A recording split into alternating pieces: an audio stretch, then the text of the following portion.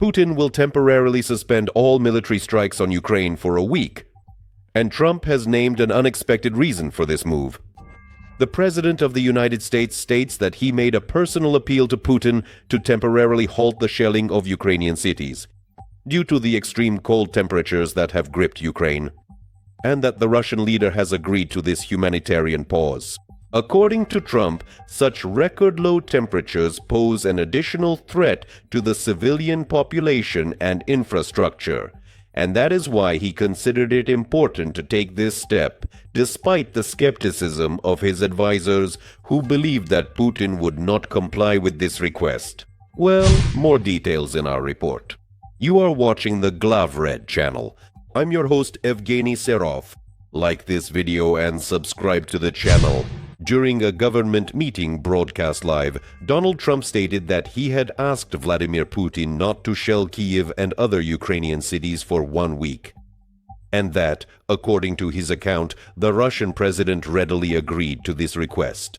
Trump emphasized that the cold in Ukraine was unusually severe, much harsher than usual, and far exceeded typical levels, which worsened the suffering of the civilian population.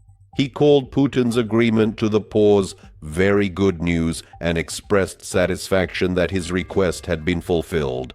Nevertheless, note that there is no official confirmation from the Kremlin or through international channels on a ceasefire across the entire territory of Ukraine. Russian government sources have not publicly confirmed the validity of this step, and the statements made by Donald Trump remain the position of one side and have not yet been formally verified by independent diplomatic channels or official documents. In addition, the official response from Kyiv was rather restrained. Ukrainian authorities noted that, as of now, they have not received any official signals or confirmations about a ceasefire from Russia, as reported by Trump. The Financial Times, citing sources in Kyiv, emphasized that the Ukrainian establishment is still treating such statements with extreme caution, since there has not yet been an official and verifiable ceasefire agreement confirmed on the ground. The broader context of this situation is important. Against the backdrop of numerous strikes on Ukraine's energy infrastructure, which have left millions of people without heat and electricity in the middle of winter, the issue of humanitarian pauses becomes especially relevant. The extreme cold has indeed worsened the humanitarian situation. With temperatures well below zero, access to heat, electricity, and basic services becomes critically important for people.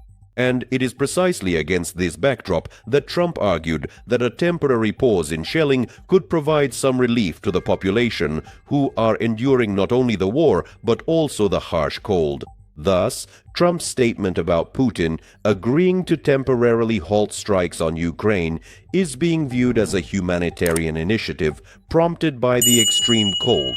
But there has been no confirmation of this step from Russia or on the ground so far.